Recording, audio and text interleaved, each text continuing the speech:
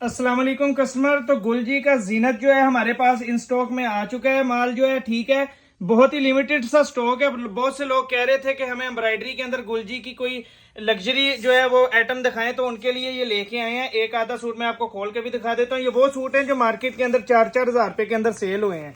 ठीक है, तो ये एक का मैं आपको वो भी करवा देता हूँ, रिव्यू भी। ठीक है, ये चेक करें, ये कटवर्क दुपट्टे के साथ है। ये देखें, हैवी एम्ब्रॉयडरी वाली इसकी जो है ये पैनल दिया गया है इसका। ठीक है, ये जबरदस्त सी इसकी शलवार है। चेक करें, शलवार एयर जेट के अंदर इसकी शलवार है।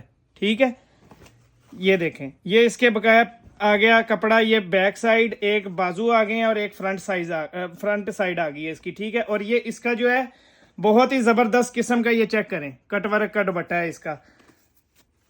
ये चेक करें, कटवर्क हुआ हुआ है। तो कीमत की बात करते हैं तो ये आपको